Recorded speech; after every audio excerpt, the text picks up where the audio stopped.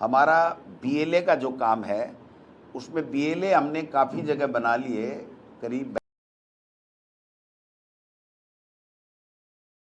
72 विधानसभा क्षेत्रों में। बट चुनाव आयोग ने अभी अभी 4 दिन पहले एक उसमें संशोधन किया कि पहले फ़ोटो नहीं मांग रहे थे, अब फ़ोटो मांग रहे हैं। तो हम ये चाहते हैं कि पूरी तरीके से जो फ़ोटो और मोबाइल नंबर का उसमें कॉलम नहीं था और अभी 4 दिन पहले ही उन्होंने अपडेट किया है, तो हमने उसको दोबारा लगा दिया है।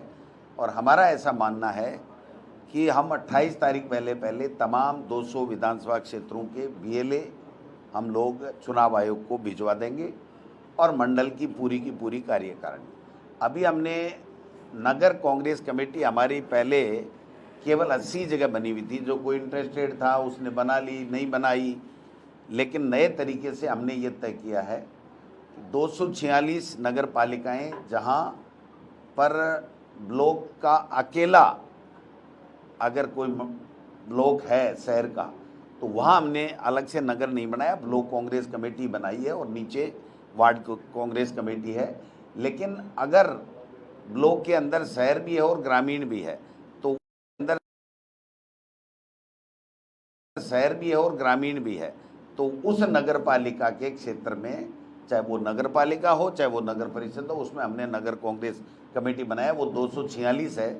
तकरीबन आधे से ज़्यादा हमने वहाँ के नगर मंडल अध्यक्ष नगर अध्यक्ष बना दिए हैं और उनकी कार्यकारिणी के लिए आज से हमने एक अभियान चालू किया है कि सारे के सारे जयपुर मंडल के तमाम प्रदेश कांग्रेस कमेटी के जो हमारे ऑब्जर्वर थे, उन्होंने अपनी अपनी रिपोर्टें प्रस्तुत की हैं और इनको अब नई बनाई हैं। उसमें नगर की कार्यकारिणी 30 लोगों की, एक नगर अध्यक्ष और 30 की कार्यकारिणी हम लोग बनाएंगे।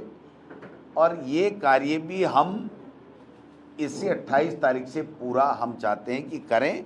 फिर भी छोटी मोटी कोई बात रहती है तो हम लोग पार्टी हाईकमान से बात करके और करेंगे। लेकिन मेरा कहना ये है कि हम एक एक माइनॉरिटी, एक एक ब्लॉक, मंडल, हमारा बूथ, हमारा नगर कांग्रेस कैसे काम कर रहा है, कौन विधायक प्रत्याशी कौन उन मीटिंगों में कितना पार्टिसिपेट कर रहा है, ये सारी चीज़ें हम लोग हमारी प्रदेश कांग्रेस कमेटी में अपडेट कर रहे हैं। मुझे बहुत खुशी है बताते हुए कि काफ़ी जगह इतना अच्छा काम हुआ है कि ब्लॉक की कार्यकारिणी भी 11 बूथ की कार्यकारिणी भी 11 की बन चुकी है, मंडल की कार्यकारिणी बन चुकी है, नगर अभी दिए हैं तो नगर की कार्यकारिणी के लिए आज हमने इनको निर्देश दिया और बीएलए का जो अधूरा काम है उसके लिए हम दे रहे हैं। और तकरीबन 30% जो मंडल की कार्यकारिणी नहीं बनी है उसके लिए भी हम कर रहे हैं। पूरा पारदर्शिता के साथ में हम लोग काम कर रहे हैं। जहां हमें ये सूचना मिल रही है कि यहाँ पर ब्लॉक अध्यक्ष कोऑपरेट नहीं कर रहा है, या मंडल अध्यक्ष कोऑपरेट नहीं कर रहा है, या मान लीजिए वो मंडल अध्यक्ष बन गया लेकिन वो इच्छुक नहीं है या वो निष्क्रिय है, तो उसकी रिपोर्ट भी हम पूरी तरीके से लेकर के उसको कैसे ठीक किया जाए उस दिशा में हम काम कर रहे हैं। एक एक चीज़ माइनॉरिटीली नोट कर रहे हैं, क्योंकि संगठन जितना मजबूत होगा उतनी ही हमारी पार्टी मजबूत होगी।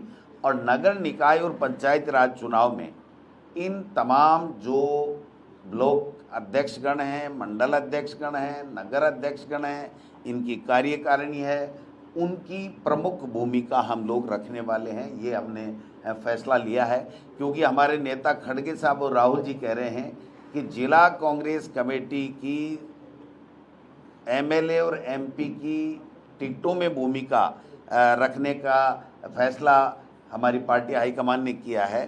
तो प्रदेश कांग्रेस कमेटी ने भी ये फैसला किया है कि इन तमाम जो संगठन के पदाधिकारी हैं उनको हम नगरपालिका और पंचायती राज के टिकटों में इनकी प्रमुख भूमिका करने वाले हैं।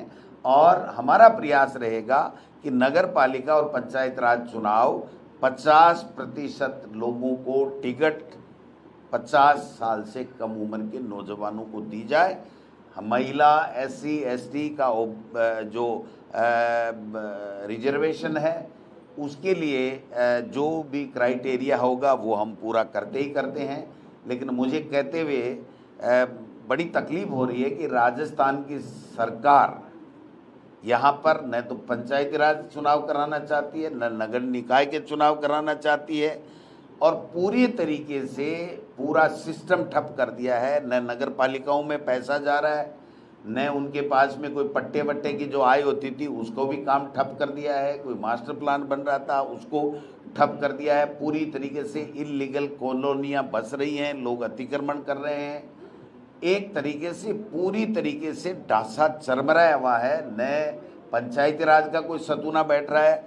यहाँ से मुझे पता चला कि जिला परिषदों को ये कहा गया है कि जहाँ जहाँ कांग्रेस के प्रधान हैं, जहाँ जहाँ कांग्रेस समर्थित ज़्यादा सरपंच हैं, वहाँ पर नए काम स्वीकृत नहीं किए जाएं, पक्के काम स्वीकृत नहीं किए जाएं।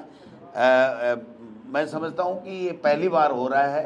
किसी तरीके की ऐड नहीं, किसी तरीके का बजट नहीं, चुनाव है नहीं, प्रशासक लगा दिए और उनको काम करने से भी रोका जा रहा है। परिसीमन का काम इनसे हो नहीं रहा है। जो ओबीसी आयोग ये लोग बाग जिसकी 2022 का फैसला है, लेटेस्ट है, उसके बाद में इन्होंने 1.5 साल हो गई सरकार आए, न तो उन्होंने आयोग बनाया जिससे वो सर्वे कर सके कि ओबीसी की हमारे यहाँ कितनी संख्या है। क्योंकि सुप्रीम कोर्ट ये कहता है कि जब तक आप ओबीसी का आरक्षण दोगे, किसी भी चीज़ का आरक्षण दोगे, उसका सर्वे आपके पास में अधिकृत रूप से होना चाहिए, तभी आप उतनी प्रतिशत ओबीसी आप दे सकते हो। तो ये सर्वे इनको 1.5 साल में करा लेना चाहिए था, लेकिन इनको चुनाव कराने ही नहीं है। अभी आप देखिए कि राज्य निर्वाचन आयोग का काम है चुनाव कराना, लेकिन घोषणा कौन कर रहा है? मंत्री कर रहे हैं। मंत्री भी कौन से कर रहे हैं? खर्रा साहब कह रहे हैं हम इतने नवंबर से इतने नवंबर के बीच में, दिसंबर के बीच में चुनाव कराते। वो होते कौन है चुनाव की घोषणा करने वाले? ये संवैधानिक संस्थाओं को जीरो करके रख दिया इन्होंने। आप राज्य निर्वाचन आयोग तय करेगा कि कब होगा और किस प्रकार से चुनाव होगा, वो राज्य सरकार का काम नहीं है। इनका काम था परिसीमन, जिसकी नगर निकाय के चुनाव उसका भी परिसीमन की डेट चलेगी और पंचायती राज की भी चलेगी, और कोर्टों में लोग अटक गए क्योंकि इन्होंने तानाशाही की है, संविधान के विपरीत कार्य किया है, गाइडलाइन के विपरीत कार्य किया है। आज भी ऐसी ऐसी पंचायतें, एक पंचायत के गांव को 1 किलोमीटर से हटा करके 6 किलोमीटर, 8 किलोमीटर, 7 किलोमीटर, 5,000 की आबादी, 6,000 की आबादी की ग्राम पंचायत में फिर कोई गांव मिला दिया।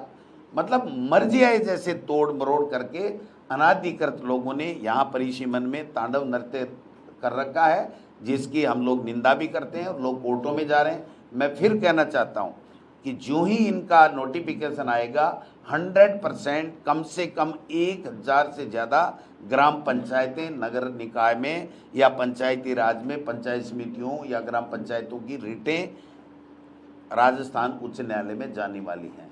क्योंकि इनको चाहिए ये कि कोर्ट में मामला उलझ जाए और उलझने के बाद में ये लोग बाग काम नहीं कर सके।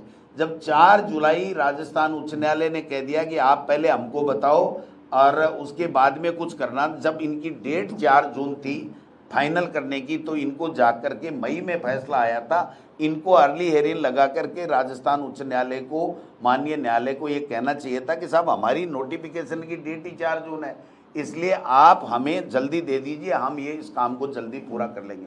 आज तक सरकार में से कोई भी व्यक्ति ने जाकर के नहीं कहा। और पंचायती राज राज्य मंत्री जो है, पंचायती राज राज्य मंत्री, कैबिनेट मंत्री तो कुछ बोलता है नहीं, बोलता है तो जो बोलता है आपको सबको पता है। शिक्षा मंत्री है तो शिक्षा के बारे में नहीं बोलेगा, पंचायत राज मंत्री है पंचायत के बारे में नहीं बोलेगा, वो गाय के बारे में, माँ के बारे में, पेड़ के बारे में और कुछ RSS के बारे में, इस तरह के, या हमारे ऊपर अनलगर आरोप लगाना है, उस तरह की बातें करेंगे। वो आज तक कहीं भी नहीं बोला। और राज्य मंत्री ओटाराम देवासी कह रहा है हम तो अभी 12 महीने नहीं करा रहे।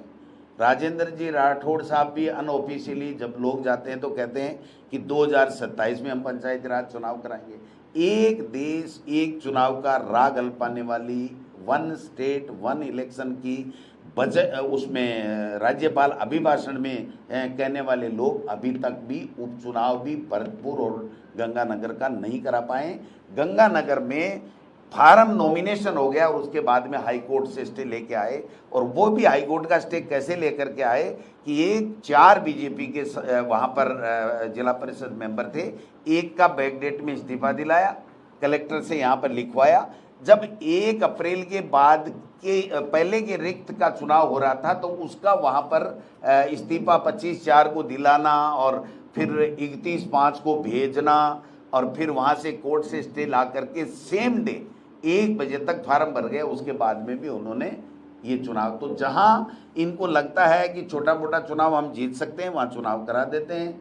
भरतपुर में और गंगानगर में आज भी 1.5 साल से जिला परिषद का जिला प्रमुख नहीं है, और भरतपुर में तो हद ही कर रखी है, इन्होंने धज्जियां उड़ा रखी हैं कानून की। जिला कलेक्टर को प्रशासक लगा रखा है, इनके पास में जिला प्रमुख बनने लायक नहीं है।